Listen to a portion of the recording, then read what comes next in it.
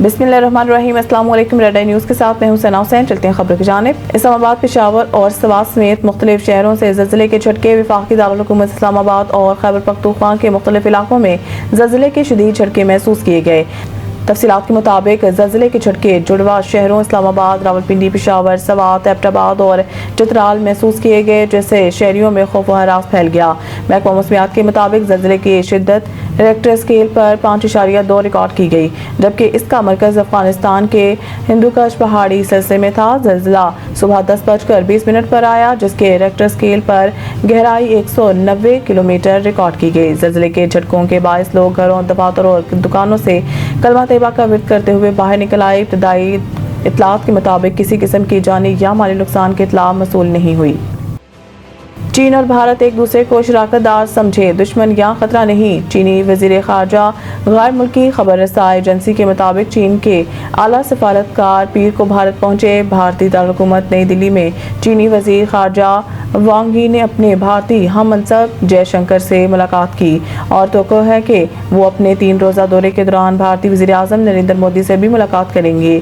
चीनी वज़ीर ख़ारजा वांग यी ने भारतीय हम मनसब जयशंकर से गुफ्तगू करते हुए कहा कि चीन और भारत एक दूसरे को शराकतदार समझे, दुश्मन या खतरा नहीं। चीन और भारत को दुरुस्त स्ट्रेटेजिक मुफाहमत कायम करनी चाहिए। उन्होंने कहा कि चीन हम आहंगी बाहमी फायदे के असूल को बरकरार रखने के लिए तैयार है।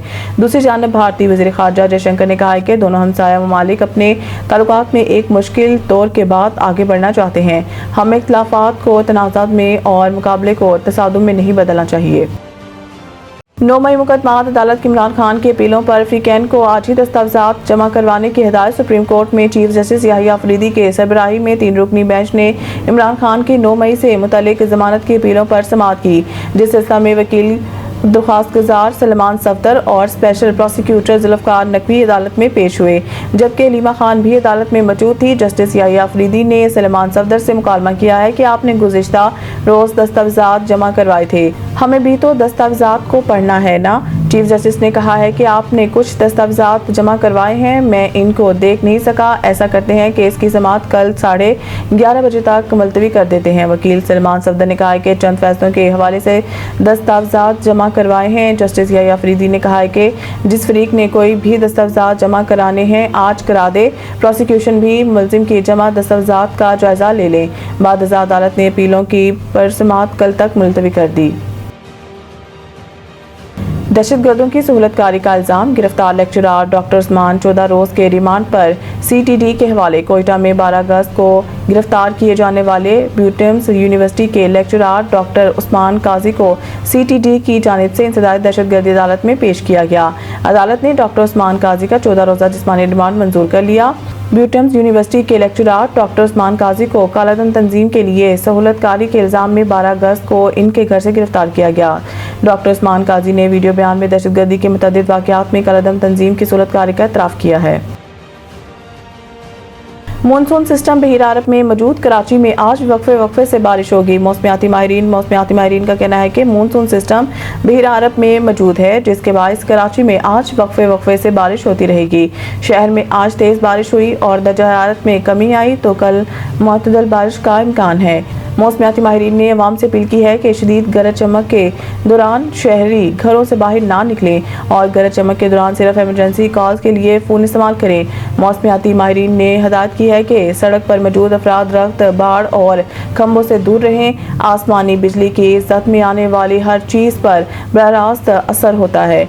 दूसरी जानिब चीफ सेक्रेटरी सिंध आसिफ हैदर शाह ने सूबे और बिलखसूस शहर कायद में बारिशों की पेश नज़र इंतजामिया को अलर्ट रहने की हिदायत की है। चीफ सेक्रेटरी ने इंतजामिया को हिदायत की है कि तमाम डिप्टी कमिश्नर अपने अमले के साथ फील्ड में मौजूद रहें। बरसाती पानी के फौरी निकास को यकीनी बनाया जाए।